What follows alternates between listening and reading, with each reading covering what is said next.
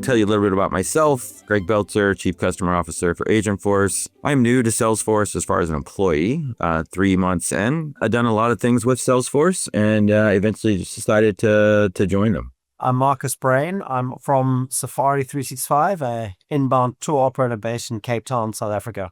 So let's tell folks a little bit more about Safari365. What is the industry you're targeting? We're a travel specialist based in-country in South Africa. We primarily a B2C, so we kind of retailing directly to our international inbound travelers. A lot of those originate from America, probably majority of them. We've got a little office in Australia and Brazil. So those kind of our three key markets inbound. And there are kind of highly tailored, multi-day, multi-nodal trips to, kind of Africa's iconic destinations. Very cool. Very cool. It's always been on my bucket list. So obviously, B2C could have a lot of inbound customers. What was the challenge? What was the pain that you were experiencing that made you want to go down this agentic journey? I think probably a number of things. Our customers are discerning high-end clients that have quite long lead times in their travel requirements and very specialized lead times. So, these are highly bespoke trips. And it's incumbent upon us to, conceive the trip pre-travel, and that entire process could take 3 or 4 months of consultation. Then we need to be available during travel, and ensure that kind of the service that we've committed to rendering is actually rendered. And, you can imagine with the amount of flux in travel, multinodal, 10, 12 days in Africa, many airports, many lodges, a lot can go wrong. The amount of loss of data and loss of understanding, even if you had a single consultant, they're processing, 30 or 40 trips a month, for them to remember that level of detail was almost impossible. When you first, heard about it, what were your expectations and what do you think success looked like? And I think we just recognize that, in all industries, but certainly a human labor-led industry like travel, this was going to be one that's going to be quite disrupted. And if we didn't follow that investment wave, we were certainly going to get left behind. So I think all software companies are guilty of making quite a big song and dance when they launch a new product. Everyone does it. If we can free up 15 or 20% of human capital of our employees, it's going to be a great ROI. And anything north of that is just a total slam dunk. I'm going to say you're one of the most realistic CEOs I've talked to as far as the expectations going in. I know you have a few agents up and running today, and you have some pretty cool names to your agents. What was the first agent that went live, and what was it designed to do? It was a customer-facing agent. It was probably quite a bold first agent because we're working in GMT 2+ time zone, and we're servicing clients out of Australia and America and all over the world. So we struggle to service these clients 24/7, but their requirements are 24/7. So the result was we were able to progress a conversation far further down the sales pipeline. By the time our sales people actually started working on those, they were already qualified leads or pre-qualified leads.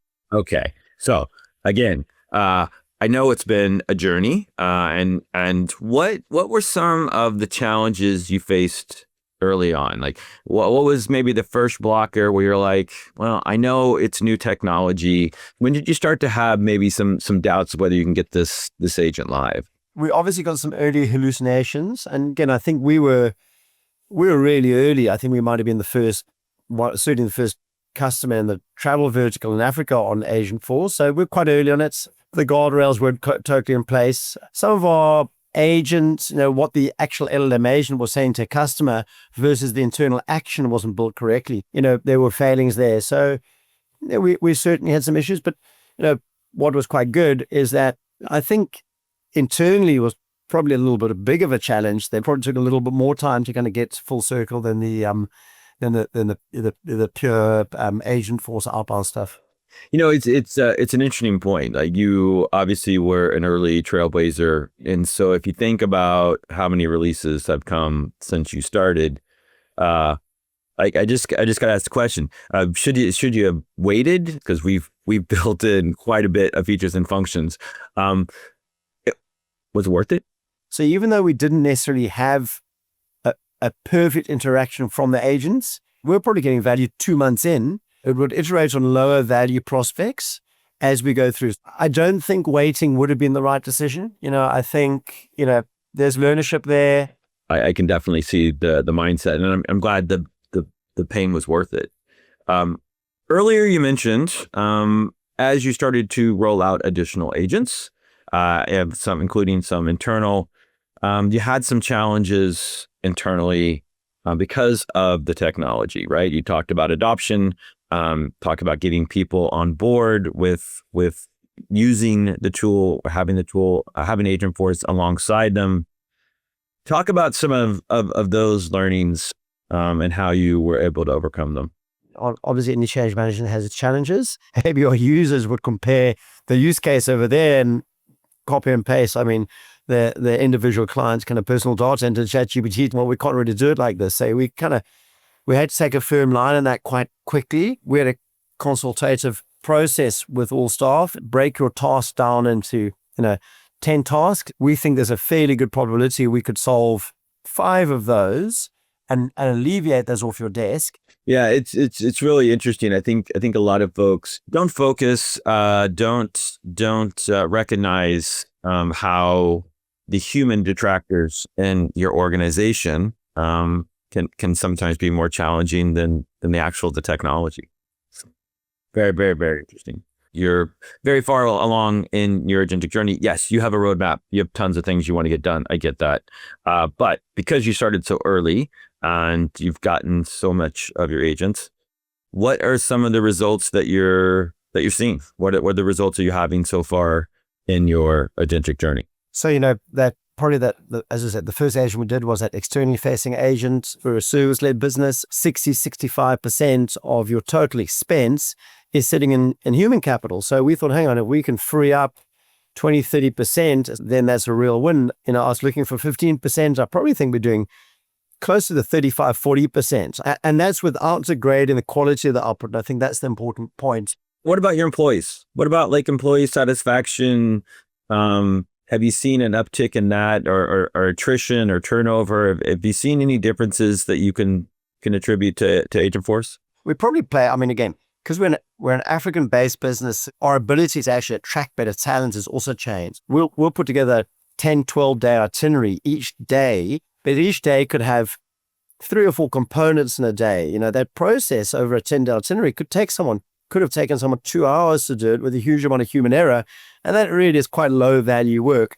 And that's just taken entirely off their desks. Salespeople want to sell and they don't want to do that kind of admin level work. One parting of advice of somebody starting today, what would be your piece of advice of a potential roadblock they can avoid, a path they can avoid? So it's just, what can you help so that somebody doesn't have to go through some of the early pain that you did?